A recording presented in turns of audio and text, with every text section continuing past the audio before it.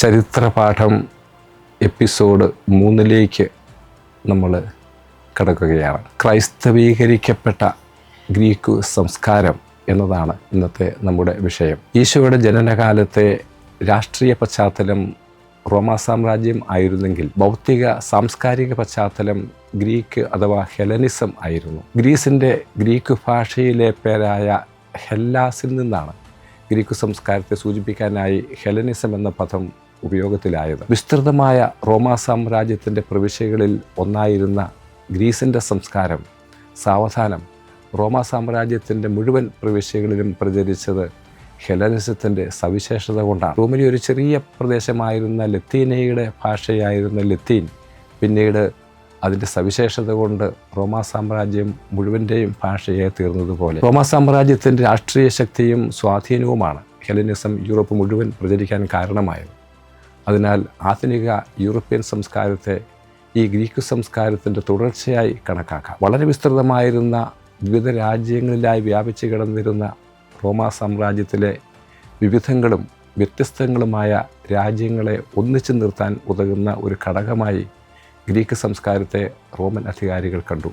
തുടരെ ഉണ്ടായിക്കൊണ്ടിരുന്ന പേർഷ്യൻ ആക്രമണങ്ങളെ ചെറുത്തു നിൽക്കാൻ റോമാ സാമ്രാജ്യത്തിലെ വിവിധ രാജ്യങ്ങളെ ഒരുമിച്ച് നിർത്തുക റോമിൻ്റെ ഒരു രാഷ്ട്രീയ ആവശ്യമായിരുന്നു. ഹെലനിസം ശുദ്ധമായ ഗ്രീക്ക് സംസ്കാരമോ തത്വചിന്തയോ അല്ല, ഇതര പൗരസ്ത്യ സംസ്കാരങ്ങളോട് കലർന്നുണ്ടായ മൂന്നാമതൊരു സംസ്കാര സങ്കരമാണ്. മാസിഡോണിയയിലെ ഫിലിപ്പ് രാജാവ് BC 337 ഗ്രീക്കുകാരെ ഒരുമിച്ച് നിർത്തി ശക്തരായ പേർഷ്യക്കാരെ പരാജയപ്പെടുത്തി. അദ്ദേഹത്തിൻ്റെ മരണത്തെ തുടർന്ന് അധികാരത്തിൽ വന്ന മകൻ അലക്സാണ്ടർ BC 336 20ാമത്തെ വയസ്സിൽ Syria, Egypt, Asia minor, Assyria, Babylonia, Persia തുടങ്ങിയ അനേകം രാജ്യങ്ങളെ കീഴ്പ്പെടുത്തി ഗ്രീക്ക് സാമ്രാജ്യം വികസിപ്പിച്ചു. മഹത്തായ ഭാരത സംസ്കാരത്തെയും അതിലെ വിവിധ മതങ്ങളെയും കുറിച്ച് പഠിക്കാൻ അദ്ദേഹം ഇന്ത്യയിലും എത്തുന്നുണ്ട്. മറ്റ് രാജ്യങ്ങളെയും ജനതകളെയും അറിയുക ഗ്രീക്ക് സംസ്കാരത്തിൻ്റെ ഭാഗമാണ്. എല്ലാ വിജ്ഞാനങ്ങളെയും അതിലംഘിക്കുന്നതാണ് തങ്ങളുടെ വിജ്ഞാനം എന്ന് വിചാരിച്ചിരുന്ന ഗ്രീക്കുകാർ മറ്റ് രാജ്യങ്ങളെ അറിയുന്നത് വഴി തങ്ങളുടെ അറിവ് വർദ്ധിക്കുകയാണ് ചെയ്യുന്നതെന്ന്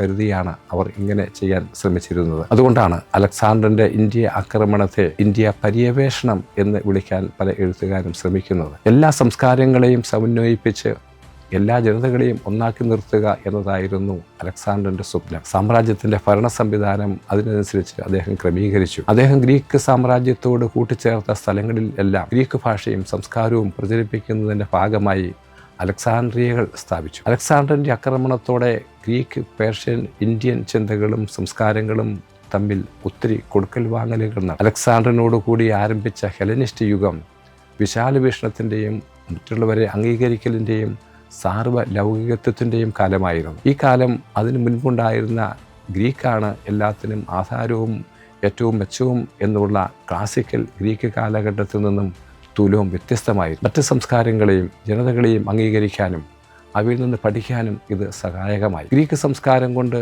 യൂറോപ്പിനെയും ഏഷ്യയെയും ഒന്നിപ്പിക്കുവാൻ അലക്സാണ്ടർ ആഗ്രഹിച്ചു, എങ്കിലും സാധിച്ചില്ല. എന്നിരുന്നാലും ഗ്രീക്ക് സംസ്കാരവും ചിന്താരീതികളും ജീവിതക്രമങ്ങളും എല്ലായിടത്തും നടപ്പാക്കാൻ അദ്ദേഹം ശ്രമിച്ചു. പ്രശസ്ത ഗ്രീക്ക് തത്വജ്ഞാനിയായിരുന്ന അരിസ്റ്റോട്ടിലായിരുന്നു അലക്സാണ്ടറിൻ്റെ അധ്യാപകൻ. ഗ്രീക്കു ചിന്തകളും രീതികളും രാഷ്ട്രീയം, വാണിജ്യം, രാജ്യതന്ത്രജ്ഞത എന്നീ രംഗങ്ങളിലെല്ലാം വലിയ സ്വാധീനം ചെലുത്തി. അലക്സാണ്ടറിന് ശേഷം റോമാ സാമ്രാജ്യമാണ് ഗ്രീക്ക് സംസ്കാരവും ചിന്തകളും പാശ്ചാത്യ ലോകത്ത് പ്രചരിപ്പിച്ചത്. ഗ്രീക്ക് തത്വശാസ്ത്രത്തിലും യഹൂദ മതത്തിലും അതിനിപുണനായിരുന്ന പിന്നീട് ക്രിസ്തുമതം സ്വീകരിച്ച തീക്ഷ്ണമതിയായ പൗലോസാണ് ഗ്രീക്ക് സംസ്കാരത്തെ ക്രൈസ്തവീകരിച്ചത് അഥവാ ജ്ഞാനസ്നാനപ്പെടുത്തി ക്രൈസ്തവമാക്കിയത്. അങ്ങനെ ഗ്രീക്ക് ശാസ്ത്രവും സംസ്കാരവും അടിസ്ഥാനമാക്കിയ ക്രൈസ്തവ മതം റോമാ സാമ്രാജ്യത്തിൽ അതിവേഗം പ്രചരിച്ചു.